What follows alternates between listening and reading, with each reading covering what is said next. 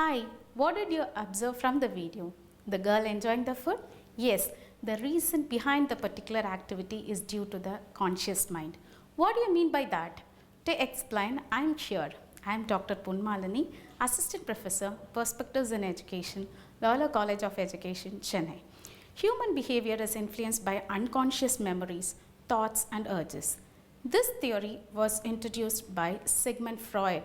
In 1900, he realized his famous book called Interpretation of Dreams, which served as a basis for a number of psychological theories. He believed the majority of what we experience in life, emotions, impulses, and memories are not available on a conscious level.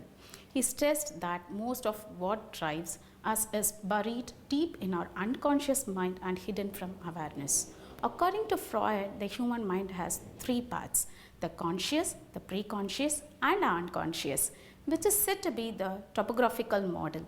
Freud used the analogy of an iceberg to describe this model. The tip depicts the conscious mind. The conscious mind consists of all the mental processes and sensations of which we are aware. For example, if we feel hungry and decide to get some food, the conscious mind also takes control over all logical and intellectual thought process. The preconscious is just below the level of consciousness. This includes things we don't instantly know, but we can access by association. For example, the smell of coffee brings back a memory of chatting with our friends in a college canteen, or listening to a specific song evokes nice memories. The preconscious is a little bit like a mental waiting room in which memories, thoughts, or feelings remain until they move into conscious awareness. The unconscious mind is depicted by the base of an iceberg, include mental processes that are inaccessible or hidden. This might include traumatic events or memories that are too frightened to acknowledge. Most of what goes on in the mind is unconscious, but it can have an impact on your behavior. Much of what is in the unconscious mind got there by the process of repression. Repression describes a mechanism whereby we push unpleasant or unacceptable feelings, memories, or urges into our unconscious mind. For example, a small girl was abused by a parent when she was 3 years old. She has no memory of the abuse but struggles forming relationship with others. Repression is a defense mechanism, and a defense mechanism is a behavior used to separate ourselves from unpleasant events, actions, or thoughts.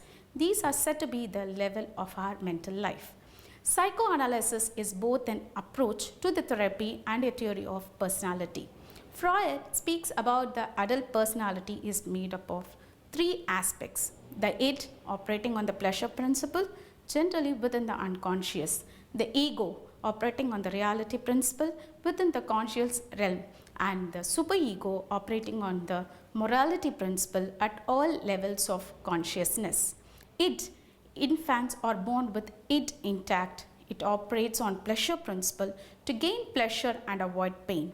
It is driven by sexual and aggressive urges.